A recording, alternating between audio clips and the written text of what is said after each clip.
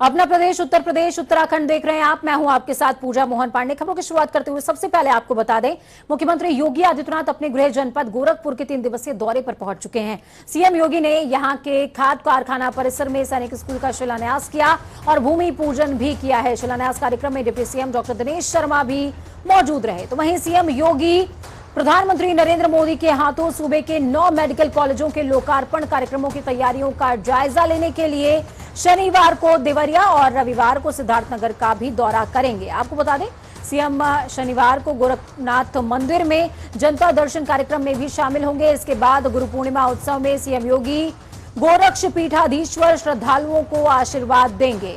CM Deoria जिले में बनकर तैयार मेडिकल कॉलेज का निरीक्षण करने के लिए रवाना होंगे। इस निरीक्षण के दौरान सीएम जनप्रतिनिधियों से भी मुखातिब हो सकते हैं, फिर वो गोरखपुर लौट आएंगे। इस खबर पर ज्यादा जानकारी के लिए गोरखपुर से हमारे संवाददाता सुभाष गुप्ता जुड़ चुके हैं। सुभाष, क्या कुछ अपडेट है ग्राउंड जीरो से आपके पास?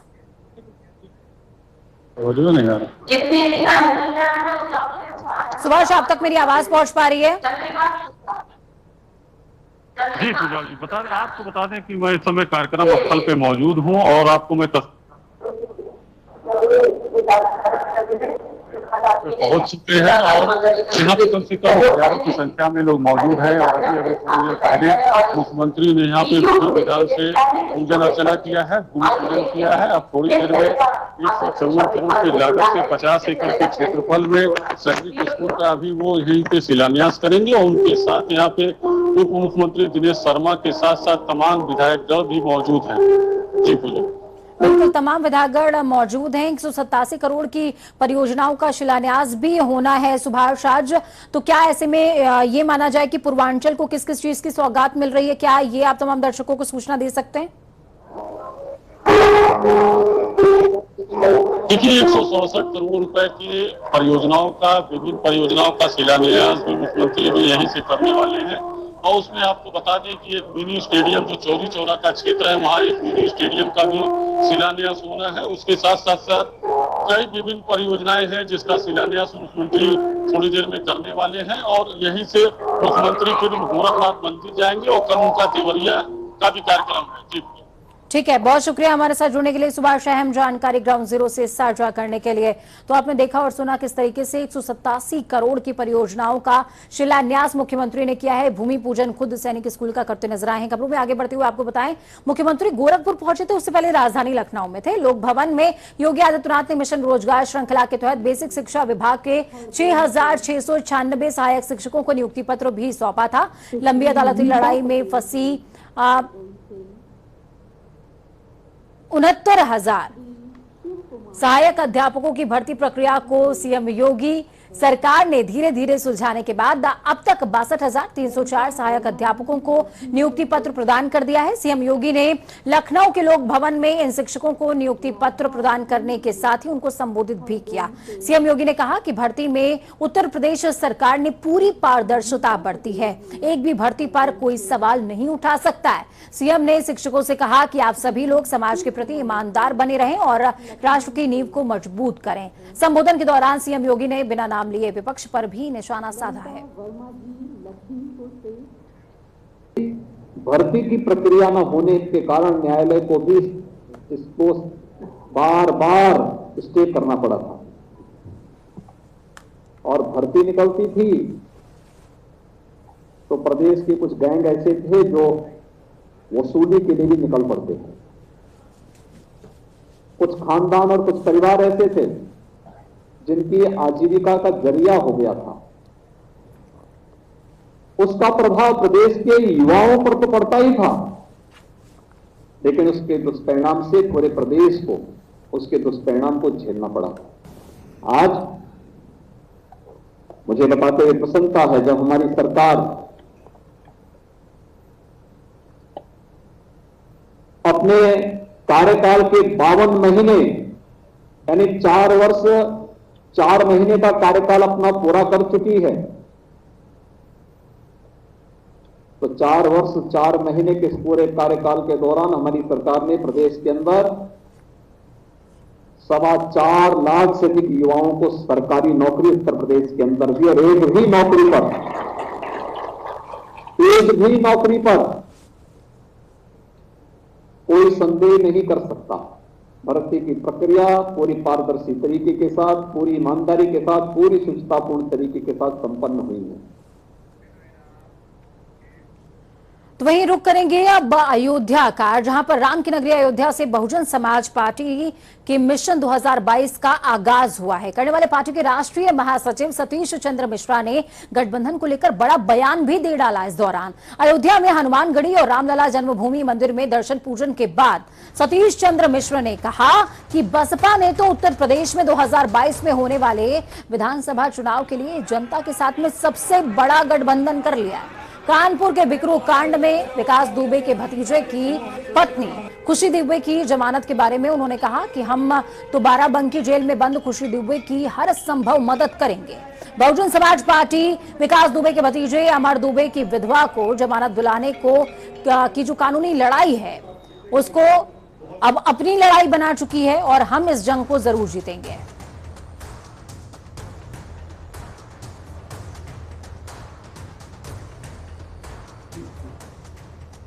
हमने कहा कि ब्राह्मण समाज में एकजुट हो जाए, एक साथ हो जाएगा तो कोई ताकत नहीं कि 13% लोगों को एक 2% या उनको नजरअंदाज करेगा। लेकिन अगर आप 1-2% करके इधर उधर भटकते रहोगे तो ऐसे ही भटकते रहोगे।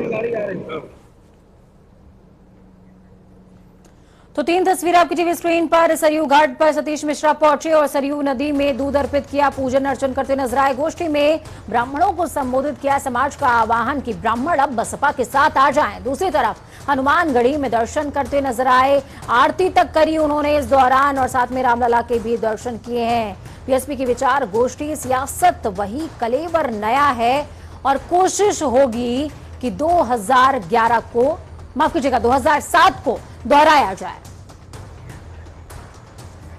इस खबर पर ज्यादा जानकारी के लिए फोन लाइन पर बीएस लाठी हमारे साथ में जुड़ चुके हैं संवाददाता। बीएस लाठी, क्या कुछ अपडेट है ग्राउंड जीरो से आपके पास? देखिए पूजा जी, जिस तरह से आज में बीएसपी ने चुनावी बिगुल बजा दिया है ब्राह्मण की संगनाथ रैली करके, क्योंकि देश की सबकी निगाहें इसी पे टिकी थी, चाहे वो बीजेपी हो, चाहे वो सपा हो, चाहे कांग्रेस हो।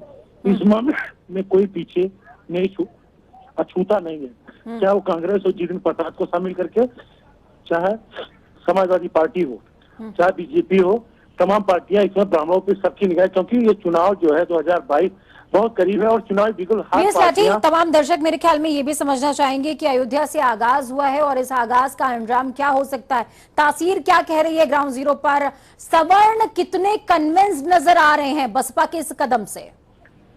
देखिए, जिस तरह से सतीश मिश्रा ने आज यहाँ ब्राह्मणों को लेकर खुशी दुबे और विकास दुबे को लेकर, विकास दुबे क्योंकि सरकार के सवाल पर चाहे कानून मंत्री ब्रजेश पाठक को वो भी सवाल उठा चुके हैं, इसी का फायदा लेते हुए सतीश चंद्र मिश्रा ने खुशी दुबे जो बिकरू कांड की सबसे बड़ी जो वो थी, विकास दुबे वो जो मंत्री थी उसी को लेकर के उन्होंने ब्राह्मणों को साधने की कोशिश, क्योंकि बीएसपी के सतीश चंद्र मिश्रा वकील भी और पार्टी के राष्ट्रीय महासचिव हैं, उन्होंने घोषणा की है कि खुशी दुबे की रिहाई के लिए बीएसपी यानी मैं और बीएसपी पार्टी पूरी ताकत लगाएगी। चुनाव का जो अलायंस है जिस तरह से उन्होंने कहा, तो ठीक है, बहुत शुक्रिया बीएस लाठी हमारे साथ जुड़ने के लिए, हम जानकारी ग्राउंड जीरो से साझा करने के लिए। तो आपने सतीश मिश्रा को भी सुना, साथ में हमारे संवाददाता बीएस लाठी जुड़े, जिन्होंने बताया कि तासीर इस समय भापना थोड़ा सा मुश्किल है, लेकिन हाँ बीएसपी का ये कदम वाकई मास्टर स्ट्रोक के तौर पर देखा जा सकता है, क्योंकि 2007 में भी बीएसपी ने ठीक इसी तरीके से आगाज किया था और इस आगाज के बाद अंजाम जो है वो सकारात्मक देखने को मिला था। प्रदेश में बीजेपी 23 से 25 जुलाई तक पूरे प्रदेश में विशेष वैक्सीनेशन अभियान का आगाज कर रही है। योगी सरकार के 3 दिवसीय स्पेशल वैक्सीनेशन कार्यक्रम का शुभारंभ करने के लिए स्वतंत्र प्रभार मंत्री कपिल देव अग्रवाल ने 5 वैक्सीनेशन कैंप का शुभारंभ किया और जन जन तक सरकार की स्पेशल वैक्सीनेशन कार्यक्रम को सफल बनाने का आह्वान भी किया। तो वहीं इस कड़ी में प्रदेश भर के कई जिलों में वैक्सीनेशन कार्यक्रम की शुरुआत हुई है। इस कार्यक्रम के दौरान लोगों से अपील की गई कि वो ज्यादा से ज्यादा संख्या में टीकाकरण जरूर करवाएं और अगर खुद टीकाकरण करवा लिया है तो अपने परिचितों का टीकाकरण करवाएं, उनको जो है उत्साहित करें टीकाकरण के लिए। 3 तस्वीरें आपको दिखा रहे हैं लखनऊ, मुजफ्फरनगर और इटावा की। समाजवादी पार्टी का प्रतिनिधि मंडल आज राजभवन पहुंचा था, जहां उन्होंने राज्यपाल आनंदीबेन पटेल से मिलकर के ज्ञापन सौंपा। सपा के इस प्रतिनिधि मंडल में वरिष्ठ नेता अहमद हसन, राम गोविंद चौधरी और राजेंद्र चौधरी मौजूद रहे हैं। इस ज्ञापन में सपा ने पंचायत चुनाव और ब्लॉक प्रमुख चुनाव में धांधली समेत भाजपा की मनमानी, आजम खान पर लगे मुकदमे और लोकतंत्र के चौथे स्तंभ यानी कि मीडिया हाउस पर हुई छापेमार कार्रवाई जैसे मुद्दों को शामिल किया है। सपाइयों ने कहा कि इस सरकार में लोकतंत्र की हत्या की गई है, हमारे नेता और कार्यकर्ताओं पर झूठे मुकदमे लगाए गए हैं। प्रवक्ता राजेंद्र चौधरी जी, मैं स्वयं राम गोविंद चौधरी और अहमद हसन जी महामहिम राज्यपाल से मिले और माननीय आजम खां के साथ जो सरकार बदसलूकी कर रही है, जो फर्जी मुकदमे में उनको बंद किया है, वो सारी बात हम लोगों ने उनसे बताया और ये भी कहा कि वो इतना बीमार है कि सरकार उनको पेरोल पर या परमानेंट जेल से बाहर करे। संभल के निजी बैंक्वेट हॉल पहुंचे जनसंख्या समाधान फाउंडेशन के राष्ट्रीय अध्यक्ष अनिल चौधरी ने बड़ा बयान दिया, जहां वो जनसंख्या नीति में बदलाव करने की बात कहते नजर आए। उन्होंने कहा कि जनसंख्या नीति निर्माण में अफसरों ने जल्दबाजी कर दी है। उनके हिसाब से नई जनसंख्या नीति में स्थानीय निकाय चुनाव के साथ ही लोकसभा और विधानसभा चुनाव लड़ने वालों पर भी रोक लगाई जानी चाहिए। योगी आदित्यनाथ जी से यह प्रस्ताव भिजवाया है कि आप लोकसभा, राज्यसभा, मताधिकार जैसे विषयों के लिए जो आपके अंतर्गत नहीं आते, आप विधानसभा से प्रस्ताव पारित करके केंद्र सरकार को भेजें और केंद्र सरकार इसे लागू करे। लखनऊ के पिकअप भवन पर यूपीएससी के अभ्यर्थी प्रदर्शन कर रहे थे। ये सभी यूपीएससी लोअर सेकंड के अभ्यर्थी हैं। प्रदर्शन के दौरान अभ्यर्थियों ने आयोग के अध्यक्ष पर कई गंभीर आरोप लगाए। उनका कहना है कि आयोग पिछले 5 सालों से परीक्षा के अंतिम परिणाम नहीं घोषित कर रहा है। अभ्यर्थियों का यह भी कहना है कि अगर जल्द ही उनकी बातें नहीं सुनी जाती, नहीं मानी जाती, तो वो सीएम आवास तक का घेराव करेंगे, प्रदर्शन करेंगे।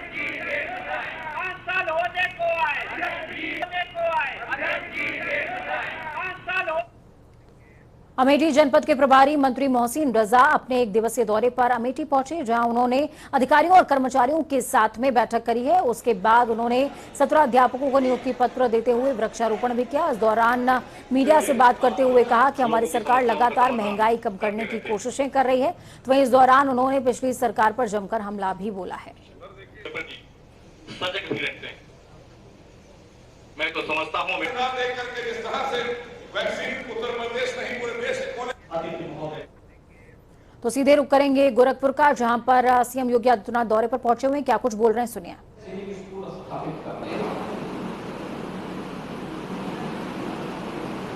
2021-22 की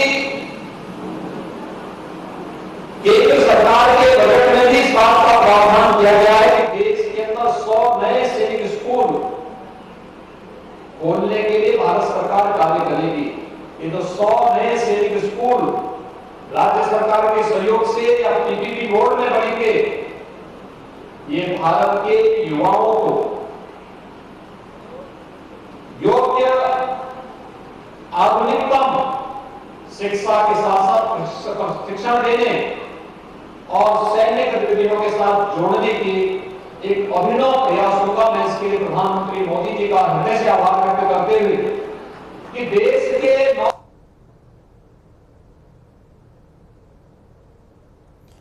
तो सीएम योगी आदित्यनाथ गोरखपुर में इस समय मौजूद है। उसकी श्रृंखला उत्तर प्रदेश में आज शुरुआत कर दी है और गोरखनाथ की धरती से इस सैनिक स्कूल के शिलान्यास के माध्यम से हर कमिश्नरी मुख्यालय में एक सैनिक स्कूल की स्थापना की कार्रवाई को आगे बढ़ा रहे हैं। इस सैनिक स्कूल जो गोरखपुर में स्थापित होने वाला है, लगभग 154 करोड़ रुपए की लागत से स्थापित होगा और इस सैनिक स्कूल में तमाम प्रकार की अत्याधुनिक सुविधाएं यहां पर प्राप्त होंगी। यहां पर एकेडमिक ब्लॉक होगा, प्रशासनिक भवन होगा, डाइनिंग ब्लॉक होगा, छात्रावास होंगे, खेल के मैदान होंगे। इसके अलावा यहां पर अत्याधुनिक प्रयोगशालाएं होंगी, हाईटेक कंप्यूटर लैब स्थापित की जाएंगी, बहुउद्देशीय हॉल होंगे। एडमिनिस्ट्रेटिव स्टाफ का आवासीय परिसर अलग से होगा। Basketball, volleyball, tennis court, football court, running track, घुड़सवारी, स्विमिंग, शूटिंग रेंज, अत्याधुनिक व्यायामशाला, इन सब से सुसज्जित होने के साथ साथ सोलर लाइटिंग सिस्टम के साथ इसको जोड़ने की कार्रवाई होगी और यह अपने आप में एक अद्भुत केंद्र बिंदु होगा पूर्वी उत्तर प्रदेश के नौजवानों के लिए, जहां पर उन्हें योग्यतम शिक्षा देने के लिए राज्य सरकार के स्तर पर एक नया प्रयास प्रारंभ होगा। यह वर्ष प्रदेश में स्थापित पहले सैनिक स्कूल के 60 वर्ष पूरे होने के उपलक्ष्य का एक वर्ष है और ये वही सैनिक स्कूल है, लखनऊ का सैनिक स्कूल, जिसने कारगिल युद्ध के समय परमवीर चक्र विजेता कैप्टन मनोज पांडे को भी प्रशिक्षण दिया था। उसी सैनिक स्कूल की देन है जिन्होंने कारगिल युद्ध में अपने शौर्य पराक्रम का परिचय देकर के भारत की कारगिल में विजय दिलाने में महत्वपूर्ण भूमिका का निर्वहन किया था और उनके प्रति सम्मान व्यक्त करते हुए हमारी सरकार ने 2017 में लखनऊ के सैनिक स्कूल का नाम कैप्टन मनोज पांडे सैनिक स्कूल के रूप में रखा और आज मुझे प्रसन्नता है कि उसी श्रृंखला को हम एक नई कड़ी के साथ जोड़ते हुए गोरखपुर में इस नए सैनिक स्कूल की आधारशिला यहाँ पर deputy CM doctor Dinesh Sharma ji की उपस्थिति में, अपने सभी माननीय जनप्रतिनिधियों की उपस्थिति में, जनता जनार्दन की उपस्थिति में, कोविड महामारी के प्रोटोकॉल का पालन करते हुए आप सबकी उपस्थिति में इस कार्यक्रम को आज यहाँ पर हम लोग संपन्न कर रहे हैं। तो सीएम योगी आदित्यनाथ को सुन रहे थे आप। उन्होंने साफ तौर पर अभी कुछ देर पहले नींव रखी है सैनिक स्कूल की और जिक्र कर रहे हैं कि कितना मील का पत्थर युवाओं के जीवन में यह साबित तो होने वाला है। खबरों में आगे बढ़ते हैं। जापान की राजधानी टोक्यो में आज से ओलंपिक खेल का आगाज होने जा रहा है, तो वहीं भारतीय टीम को चीयरअप करने और उनका प्रोत्साहन बढ़ाने के लिए उत्तर मध्य रेलवे ने अनोखा तरीका अपनाया है। मध्य रेलवे के लगभग सभी स्टेशन पर सेल्फी पॉइंट क्रिएट किया गया है। आपको बता दें कि इस बार 16 सदस्यीय महिला हॉकी टीम में 13 खिलाड़ी भारतीय रेलवे से हैं, जिनके हौसले को बढ़ाने के लिए रेल यात्री और रेलवे अधिकारी सेल्फी लेकर सोशल मीडिया पर अपलोड कर सकते हैं। तो वही मुख्यमंत्री बनने के बाद पहली बार 2 दिवसीय दौरे पर रुद्रपुर पहुंचे हैं मुख्यमंत्री पुष्कर सिंह धामी, जहां बाइक रैली से भाजपाइयों ने उनका जबरदस्त स्वागत किया। कार्यकर्ताओं ने सीएम धामी के समर्थन में जमकर नारेबाजी भी करी। सीएम धामी रुद्रपुर में कई विकास योजनाओं का शिलान्यास और लोकार्पण भी करते नजर आए। तो वहीं कलेक्ट्रेट परिसर में जनपदीय अधिकारियों के साथ समीक्षा बैठक भी करी है। सीएम का सामाजिक, धार्मिक और व्यापारिक संगठनों के प्रतिनिधियों से मुलाकात का भी कार्यक्रम है। यहाँ उनका फिलहाल 24 जुलाई तक के रुकने का कार्यक्रम है। इस खबर पर ज्यादा जानकारी के लिए कंचन वर्मा हमारे साथ जुड़ गए हैं। कंचन, क्या कुछ अपडेट है आपके पास? देखिए, मुख्यमंत्री बनने के बाद पुष्कर सिंह धामी का यहाँ पहला दौरा था और पहला दौरा गृह जनपद भी है उधम सिंह नगर, क्योंकि खटीमा सीट से वो विधायक भी हैं। तो आज सुबह वो पंथकर एयरपोर्ट पर उतरने के बाद सीधे यहाँ बाइक रैली में शामिल हुए और बाइक रैली में एक युवाओं में, क्योंकि युवा चेहरा है मुख्यमंत्री, इस नाते जो है युवाओं में गजब का उत्साह देखा गया। सैकड़ों की संख्या में मोटरसाइकिलों से एक जुलूस की शक्ल में जो है वो पूरा काफिला उनका निकला और पूरे शहर में घूमा। उसके बाद वो जो है काफिला उसके बाद जिला कार्यालय पहुंचा भाजपा के और वहां उन्होंने जो है कार्यकर्ताओं को संबोधित किया। इसके बाद वो विधायक शुक्ला के आवास पर पहुंचे जहां उनका भोजन का कार्यक्रम था। इसके बाद अभी उनकी जो है कलेक्ट्रेट में अधिकारियों के संग बैठक चल रही है। ये माना जा रहा है, इस बैठक को बहुत महत्वपूर्ण इसलिए माना जा रहा है क्योंकि रुद्रपुर के तमाम इश्यूज हैं जो कि मुख्यमंत्री को लेकर जिनसे लोगों की उम्मीदें हैं। बड़ा जो मुद्दा है वो यहाँ रुद्रपुर सीट की अगर बात करें तो नजूल भूमि पर मालिकाना हक को लेकर है। ठीक है, बहुत शुक्रिया कंचन हमारे साथ जुड़ने के लिए, हम जानकारी ग्राउंड जीरो से साझा करने के लिए।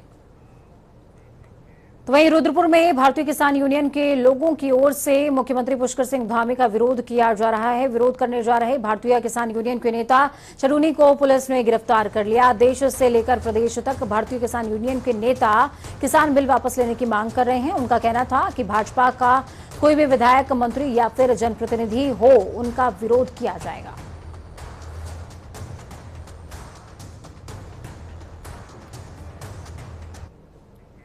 उत्तराखंड कांग्रेस के नए प्रदेश अध्यक्ष गणेश गोंदियाल दिल्ली पहुंचकर राहुल गांधी से मुलाकात करते नजर आए। इसके बाद गणेश गोंदियाल अन्य कार्यकारी अध्यक्षों के साथ देहरादून प्रदेश कार्यालय के लिए रवाना हो गए हैं। नए प्रदेश अध्यक्ष के साथ साथ उत्तराखंड चुनाव संचालन समिति के नए अध्यक्ष हरीश रावत भी दिल्ली में मौजूद हैं। रावत भी कांग्रेस शीर्ष नेतृत्व से मुलाकात करते हुए राज्य में होने वाले आगामी चुनावों की रणनीति पर बात कर सकते हैं। तो उत्तराखंड कांग्रेस में आलाकमान की घोषणा के बाद नए लोगों की बड़े पदों पर ताजपोशी हो गई, जिसमें प्रदेश अध्यक्ष गणेश गोंदियाल, नेता प्रतिपक्ष प्रीतम सिंह और चुनाव संचालन समिति के अध्यक्ष हरीश रावत को बनाया गया है। लेकिन बड़ा सवाल ये कि कांग्रेस का चुनावी चेहरा आखिरकार कौन होगा। कांग्रेस के निवर्तमान अध्यक्ष और नए नेता प्रतिपक्ष प्रीतम सिंह चुनाव संचालन समिति के अध्यक्ष बनाए गए हरीश रावत के चुनावी चेहरा होने से बिल्कुल भी इत्तेफाक नहीं रखते हैं। सुनिए। प्रयास आप लगाते हैं उसका तो कोई जवाब नहीं है, दायित्व दिया है, लेकिन राष्ट्रीय नेतृत्व ने यह कहीं पर भी नहीं कहा कि किसी के चेहरे पर चुनाव लड़ा जाएगा। राष्ट्रीय नेतृत्व ने स्पष्ट कहा है कि सामूहिक नेतृत्व में चुनाव लड़ा जाएगा। वहीं विधानसभा चुनाव 2022 से पहले उत्तराखंड कांग्रेस ने अपनी मजबूत टीम को मैदान में उतार दिया। तो वहीं आपको बता दें कि 57 विधायक वाली बीजेपी के प्रदेश अध्यक्ष कांग्रेस की नई सूची पर सवाल खड़ा कर रहे हैं। बीजेपी प्रदेश अध्यक्ष मदन कौशिक का कहना है कि पिछले 4.5 साल में कांग्रेस ने केवल हंगामा करने का काम किया है। तो वहीं कांग्रेस की नई लिस्ट के बारे में उन्होंने कहा कि गुटबाजी साफ नजर आती है। मदन कौशिक ने अपनी पार्टी के बारे में कहा कि बीजेपी और मजबूत होकर विधानसभा चुनाव के मैदान में उतरेगी। वक्त यहाँ पर छोटे से ब्रेक का। ब्रेक के उस पार खबरों का सफर लगातार जारी है। बने रहिए जनता टीवी के साथ, क्योंकि हमें आपकी ताकत अपना और अपनों का बहुत ज्यादा ख्याल रखिए। नमस्कार।